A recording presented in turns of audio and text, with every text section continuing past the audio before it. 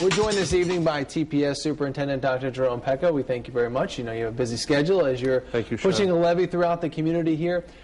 What is the most difficult part as you're pushing this levy to people here in the area? Well, it's a very grueling schedule, obviously, to stay out in the community and make conversation with a variety of different folks who have an interest in learning more about what's going on with the school district. So the schedule, it's a very busy schedule. The other piece of that is, I think most of the people that we end up in contact with who have an interest are folks who, once we've had a conversation, usually appear to be in support of the schools.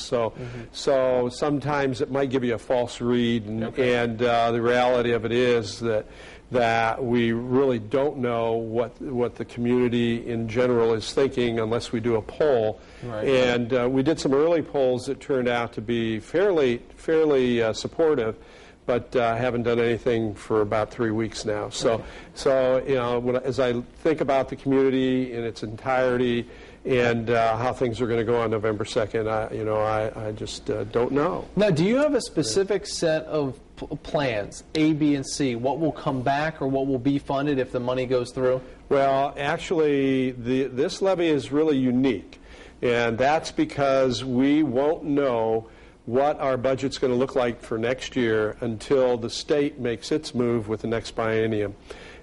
We are projecting that, well, first of all, for the coming school year, we know that even if the levy passes, we're still going to have a deficit of about $10 to $12 million.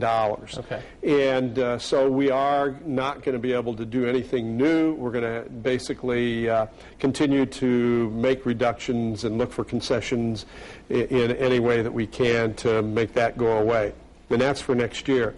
Beyond that, we have the state legislature and their budget woes, which amount to about $8 billion. This is the amount that they keep announcing to us that they are going to be in deficit on. And the school districts in Ohio are going to have to be a part of, take their share of a cut. And we've been told that it ranges anywhere from 12% to in the 20s, in the 20-some percent range.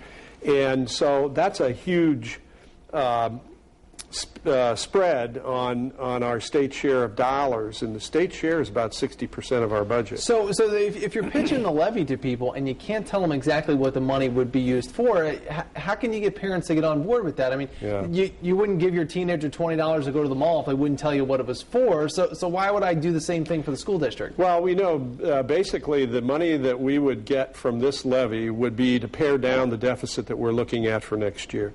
The total deficit's been projected to be about $44 million. And we took the middle number of the estimate of what the state share is going to be, and I think we plugged in about a 17% reduction. If that holds true, and it's not higher than that, we're looking at about $44 million. So if the levy passes, we will collect $33 million over the next 3 tax collections. The one in February, the one in July, and then the next one next February. We have currently on the books for next year a $44 million deficit. We would, with the new tax dollars, we would pare down that deficit by $33 million, so we'd still end up with about $11 million of deficit. So we know for certain that we cannot announce that we're going to do anything extra with the money. The board has made a commitment by resolution that if the levy passes, they will bring back busing for the K-8 student population, pull it back into the 1-mile limit. And that's really the only thing that they are certain of that they will do. Everything else that they have cut, they need to take a look at. So that's where we're at. Yeah, so it sounds like it's kind of all over the place. That's all the time we have for Dr. Jerome Pecko. We appreciate your time tonight, and that is your Talk Back.